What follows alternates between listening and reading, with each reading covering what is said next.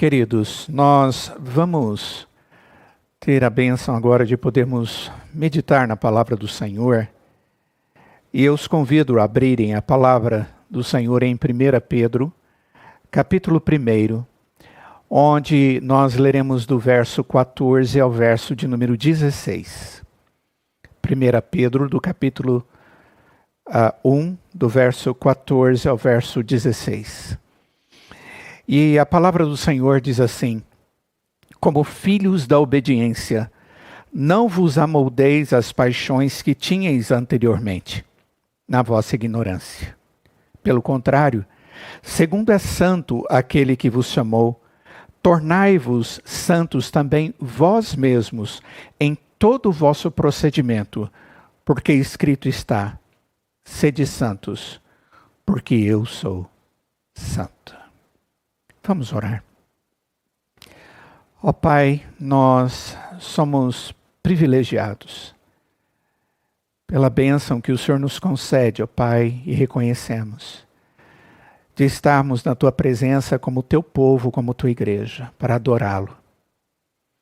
Pelo privilégio de podermos exaltar o nome do Senhor, sabendo que o Senhor é o único Deus e verdadeiro, merecedor de toda a honra e toda a glória.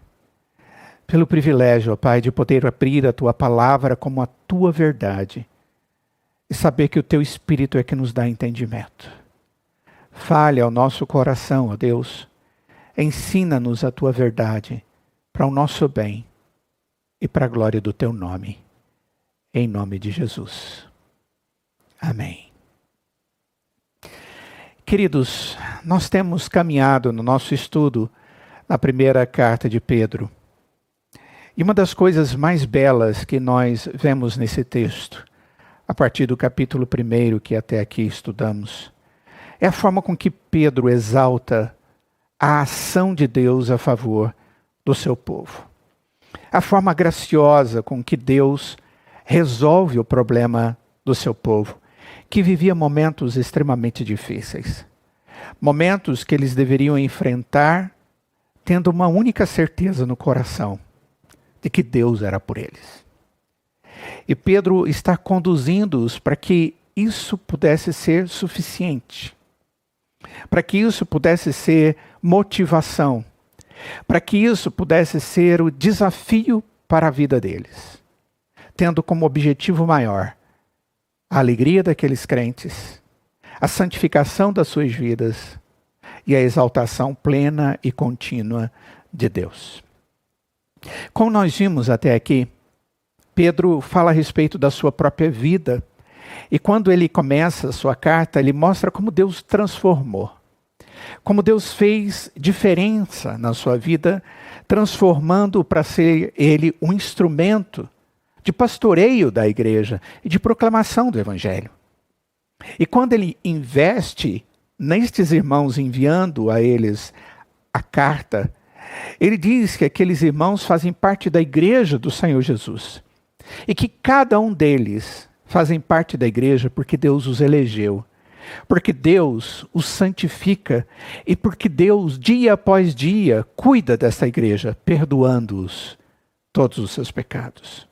Uma igreja que é abençoada de uma forma especial e salvadora, porque esta igreja não só vive agora e desfruta agora de uma comunhão com o Senhor, mas é uma igreja também que pode olhar para o futuro, sabendo que Deus tem reservado para ela uma herança maravilhosa, reservada nos céus para o povo. E que eles deveriam ser felizes. A expressão que ele usa é exultação. Ele diz: exultem nisso, alegrem-se nisso, por causa da presença de Deus, por causa da demonstração da sua graça, apesar das tribulações. Amados, isso parece que Pedro, de alguma forma, sabia das circunstâncias que nós temos vivido nesses últimos dias. Momentos de dificuldades, momentos de angústias, momentos de dor, alguns mais do que outros. Mas em todos esses momentos, o que Deus deseja falar a nós através desse texto e através do que Pedro nos ensina, é que ele em momento algum se esqueceu de nós. e que Ele cuida de nós. E que nós podemos viver como servos de Deus, fazendo diferença no mundo que vivemos, principalmente como cristãos no meio de um mundo que está perdido. Em especial aqui nesses versos de número 14 a 16. Depois da introdução que ele faz no verso 13, ele diz que esses irmãos devem estar cingidos, preparados com a verdade que eles aprenderam até agora, para viverem uma realidade de vida cristã. E ele lhes faz um grande desafio de viverem como cristãos autênticos. E agora, do verso 14 a 16, que acabamos de ler, ele nos mostra como isso acontece na prática. Essa vida cristã diferente é uma vida de santidade, é uma vida de piedade. E ele nos mostra claramente, o que veremos agora, é que a vida de santidade tem a ver com o abandono das paixões que ele diz que são paixões que nós vivíamos na nossa ignorância.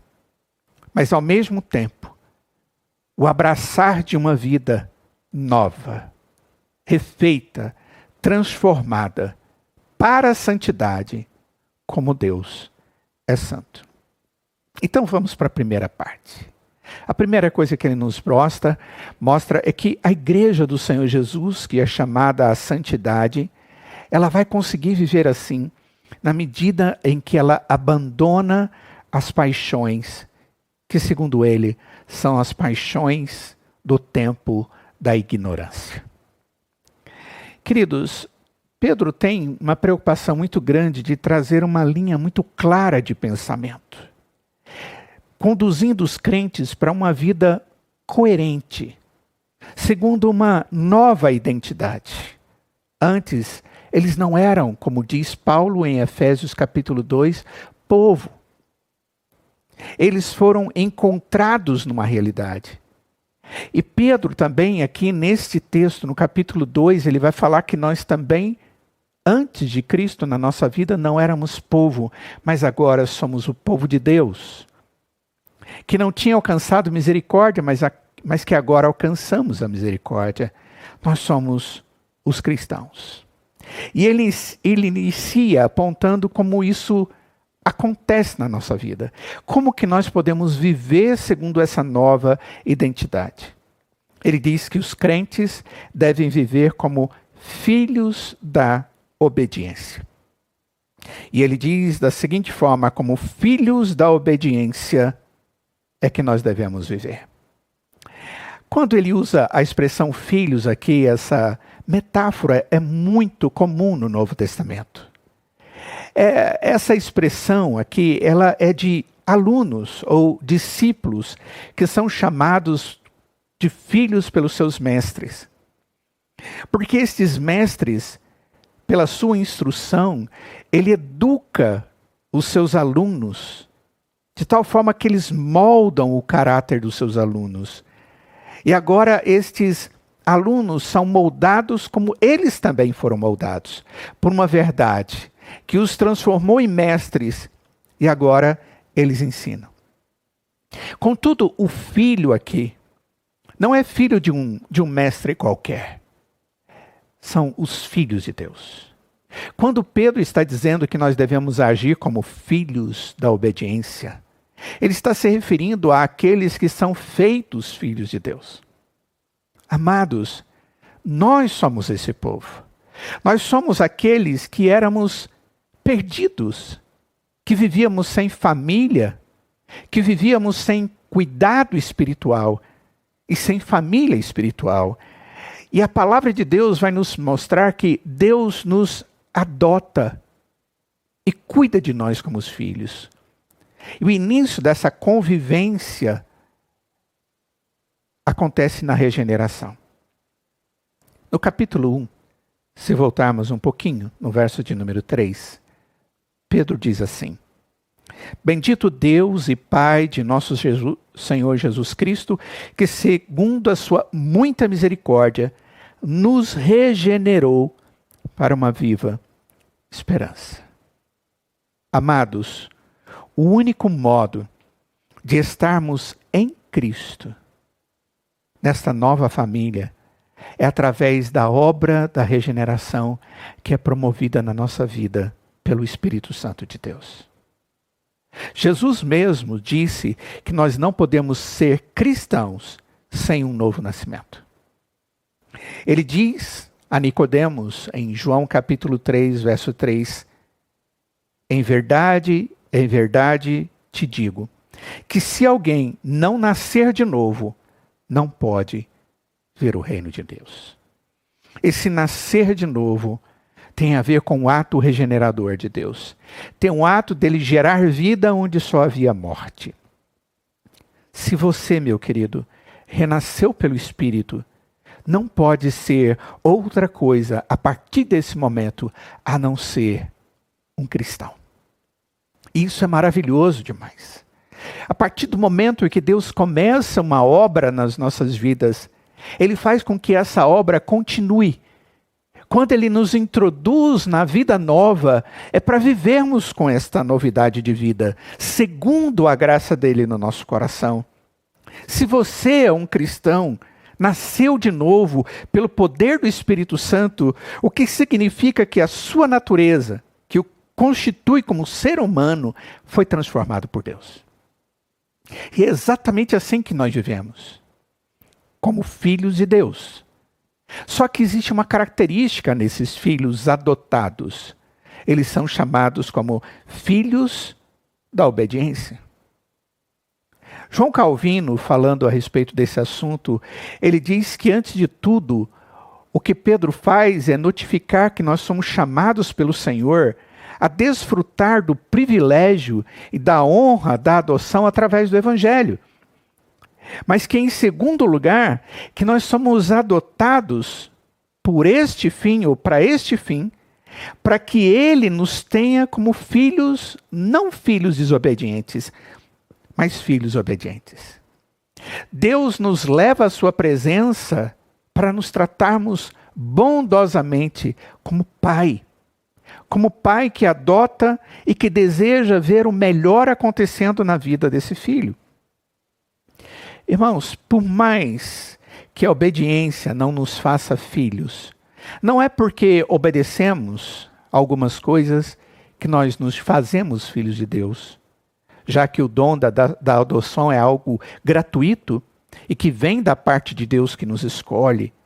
Contudo, essa obediência que Deus requer de nós, ela distingue os filhos de Deus dos estranhos, daqueles que não fazem parte da família de Deus. Obediência, irmãos, a palavra, a verdade de Deus, é uma atitude ou uma resposta aos conselhos de Deus. A obediência, ela é demonstrada na observância dos princípios do cristianismo.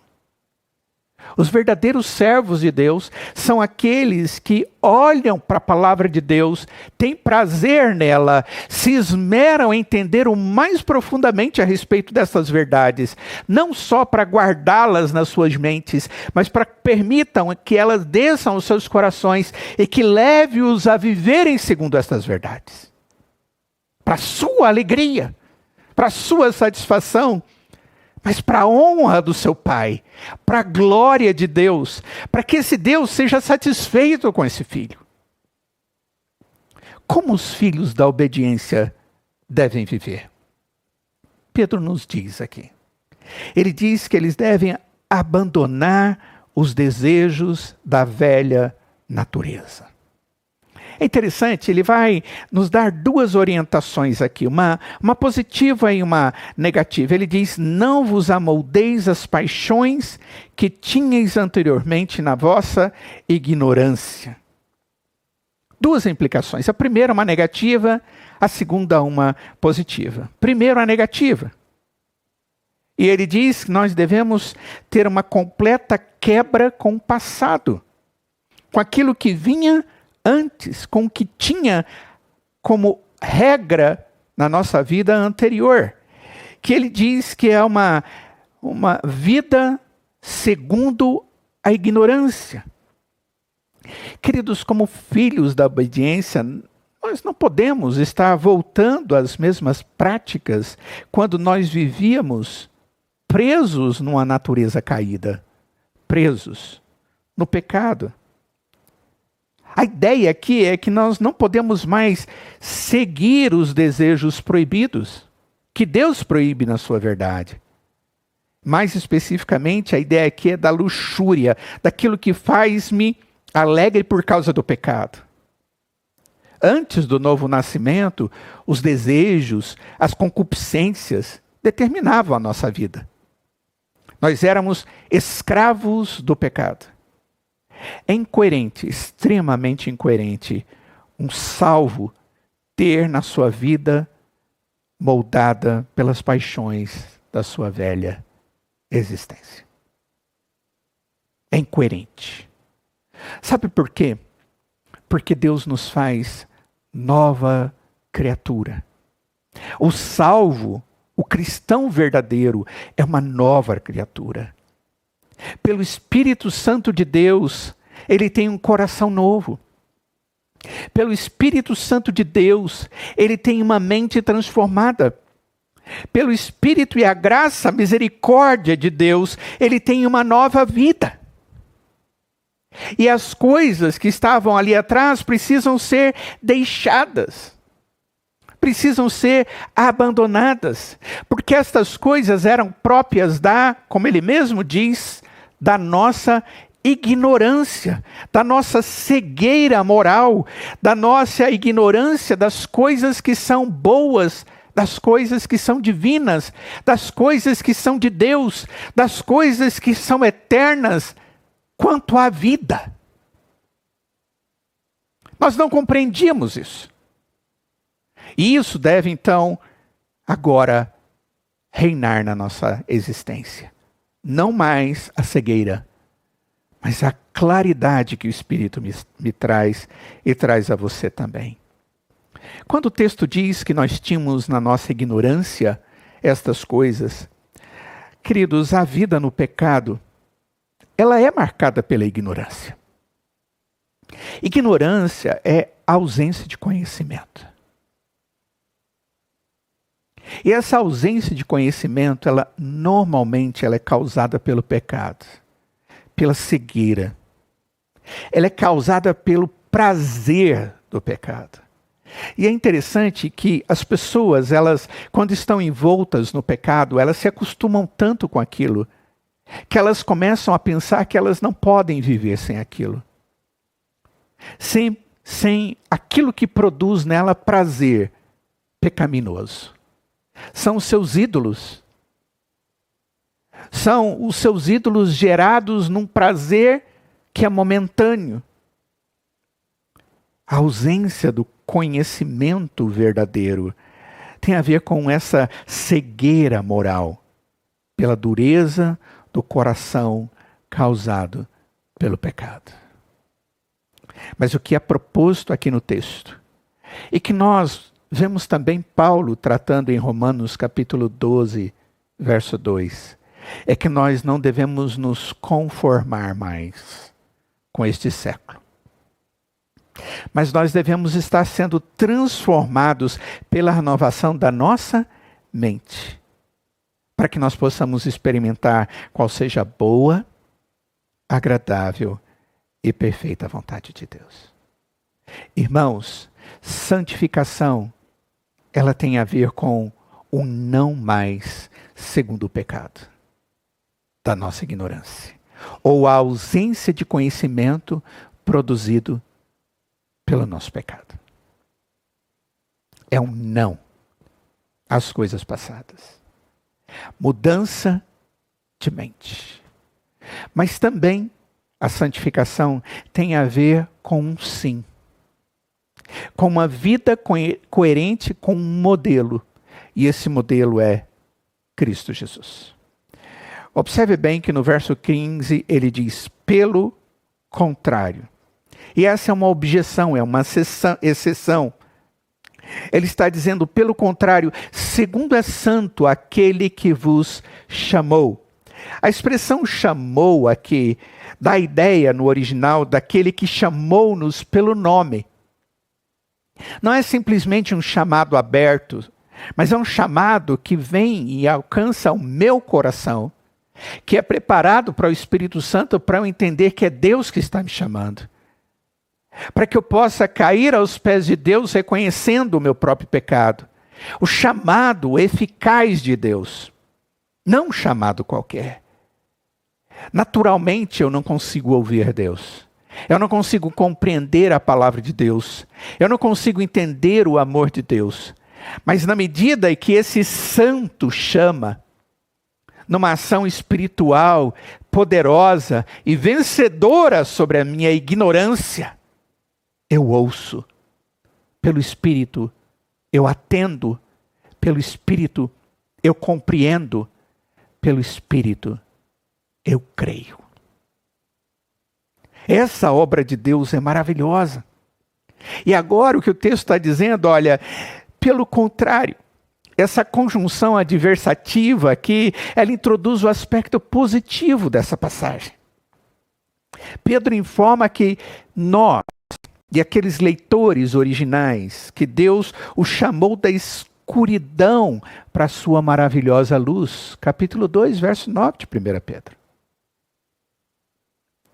Eles agora são aqueles que foram chamados do mundo. Capítulo 1, verso 2, são os eleitos. Nesse amor eletivo de Deus, Deus chama o seu povo para formar uma nova nação, a nação santa. Capítulo 2, verso 9. Sendo assim, irmãos, nós concluímos que chamado e santidade são a causa e o efeito. Deus nos chama e aí nós somos santos.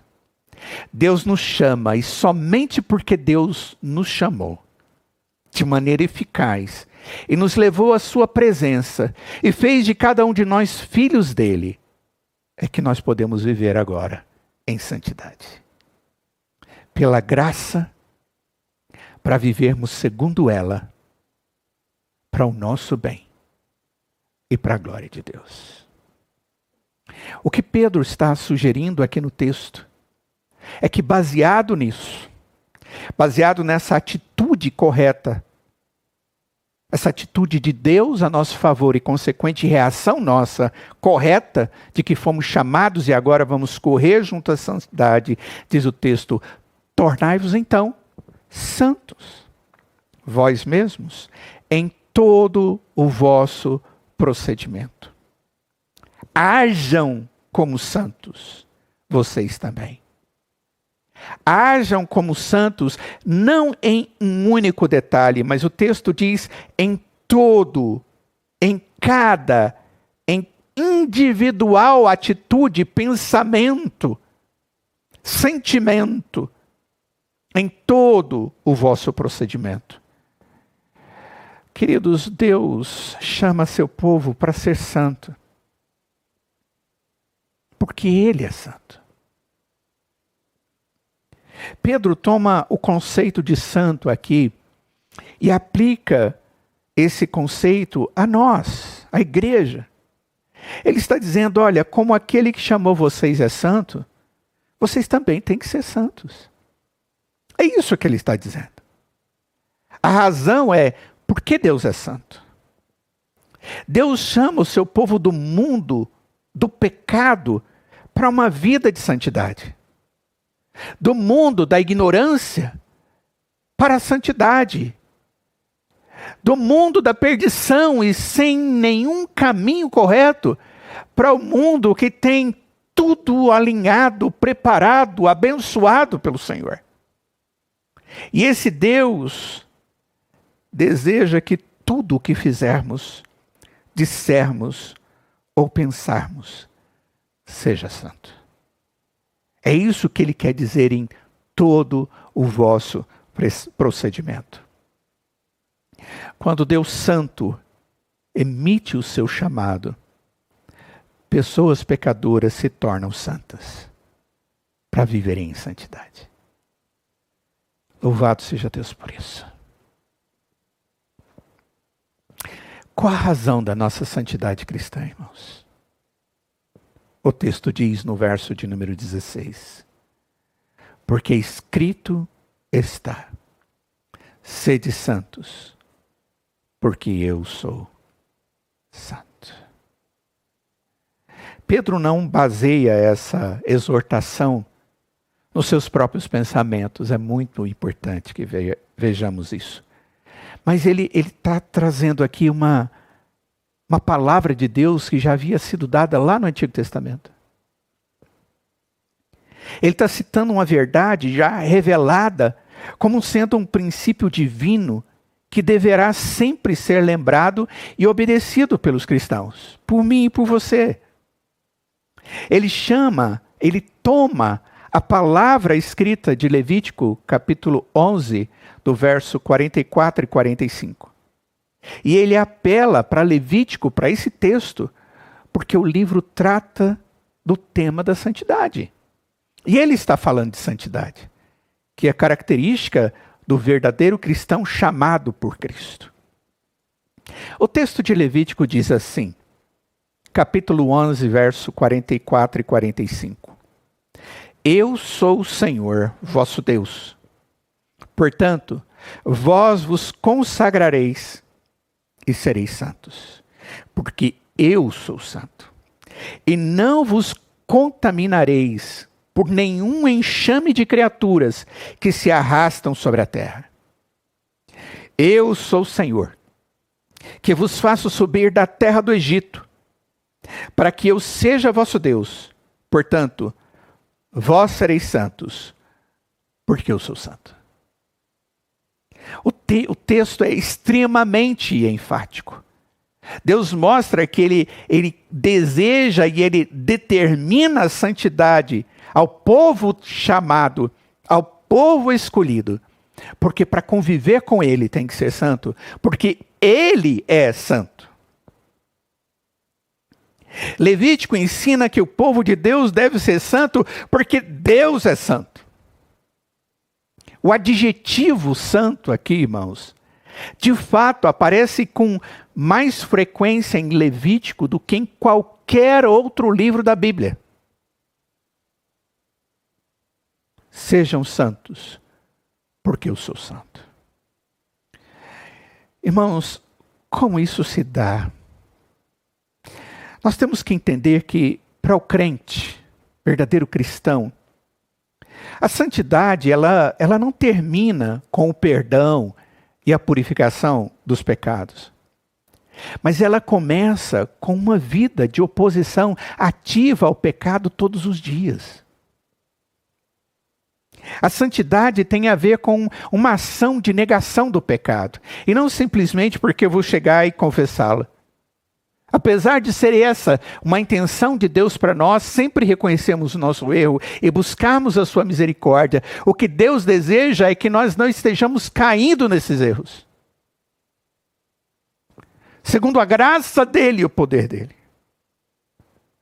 O cristão, ele deve lutar para viver em obediência diante de Deus e assim demonstrar o significado da palavra santo.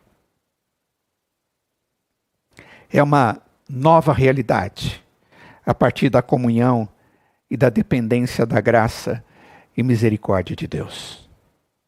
A santidade de Deus, irmãos, ela sempre deve nos fazer humildemente e como prova de fé vivermos de maneira piedosa. Nós somos conduzidos nesse texto a como se estivéssemos sempre olhando para o alto, tendo os nossos olhos abertos espiritualmente para contemplarmos um Deus glorioso em toda a sua excelsa soberania, reinando sobre todas as coisas, e isso ser suficiente para levar-nos a termos uma atitude de humilde santidade e obediência a Ele. Assim como Deus é diferente do mundo, Ele é santo, Ele não é igual ao mundo, Ele é maior do que, Ele não é contaminado pelo pecado. Nós, como seus filhos, e herdeiros da herança reservada para nós nos céus, devemos ser diferentes do mundo. Porque assim como Ele é santo, nós também devemos ser. Porque Ele é santo, nós devemos ser santos. Esse desafio é tremendo, não é, querido? Esse desafio da piedade, da coerência de vida. E em alguns momentos das dificuldades da nossa existência, nós corremos o risco de fazermos coisas erradas. E uma delas é de tirar Deus do lugar dele na nossa própria vida. E nos esquecemos que ele continua regendo a nossa existência e sendo sempre, como sempre foi, o Senhor da nossa história. Concluindo, queridos, Deus, o Santo Deus, nos chama poderosamente para Ele. Ele é aquele que nos dá o seu Santo Espírito para testemunharmos com as nossas vidas que nós somos os seus filhos. É esse Deus que abre os nossos olhos para deixarmos a nossa ignorância anterior e abre os nossos olhos para vermos a sua santidade como a razão da nossa santidade. É esse Deus que age assim a nosso favor. E como resultado, aumenta cada vez mais a nossa compreensão do valor da santidade dele. E finalmente, irmãos, a santidade de Deus torna-se a única razão e modelo que deve moldar as nossas vidas hoje e para todo sempre. Queridos, é tempo de vivermos assim. Você poderia dizer, mas há algum tempo para o cristão que não é para viver assim? Não, sempre será tempo de viver assim. Contudo, na adversidade, Pedro se preocupou em dizer àqueles irmãos de que eles jamais poderiam tirar os olhos daquele que é santo.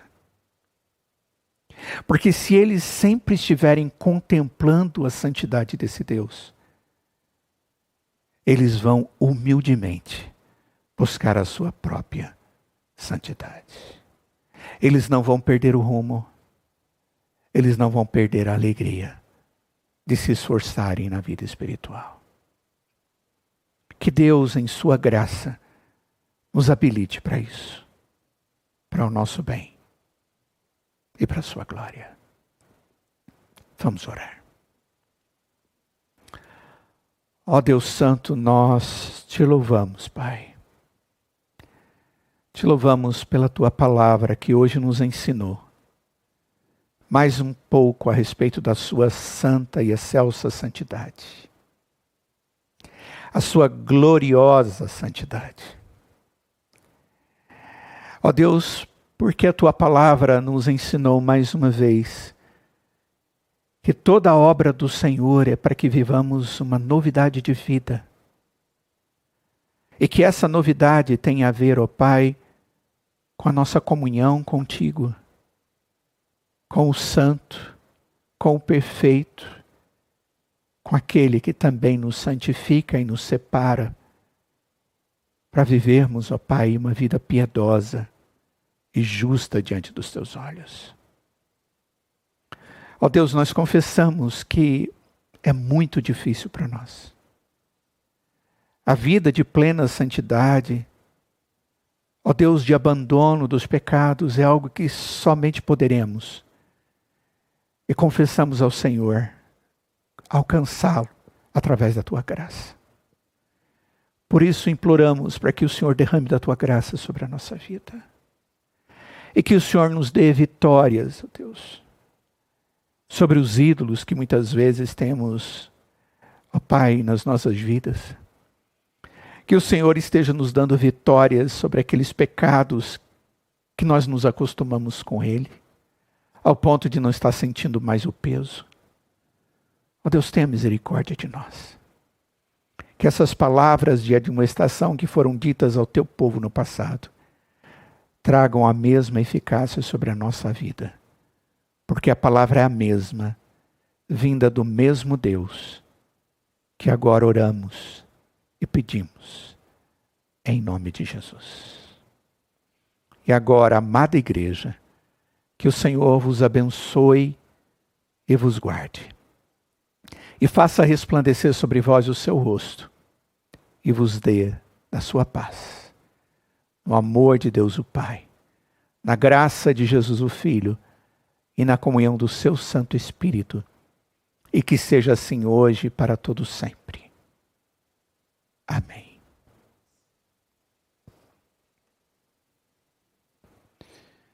Amada igreja, louvamos a Deus pela bênção de termos adorado a Ele, de termos cultuado como Ele deseja que o façamos, termos estudado a sua palavra. E desejamos que o Senhor lhes dê a todos uma semana cheia da sua graça, e que a sua palavra esteja continuamente frutificando na vida de cada um dos queridos.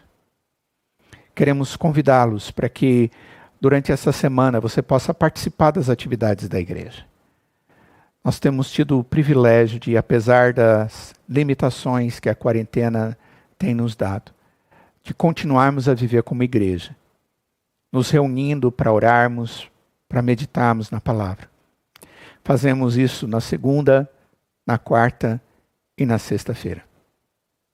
Na segunda e na sexta nós temos um período devocional e oração. Na quarta-feira nós temos um período de estudo bíblico, de adoração e oração. E nos sábados, às 18 horas, nós temos a reunião das mulheres, que têm tido a oportunidade de estudar, de meditar, de compartilhar coisas que são importantes para as suas vidas. E nós convidamos vocês para participarem dessas atividades. Na segunda, quarta e sexta, o horário é 19h30. Pense na possibilidade de agendar isso. Pense que você tem motivos para agendar tantas outras coisas na sua vida e que esta não é menos importante. Estas oportunidades de vivermos como igreja, para cuidarmos uns dos outros, talvez seja a principal atividade que Deus tem nos dado nesses momentos tão difíceis que estamos vivendo. Participem, vamos juntos como igreja aproveitar estas oportunidades que Deus tem nos dado. Fiquem em paz, que a graça do Senhor os acompanhe. Tenham todos uma boa noite. Amém.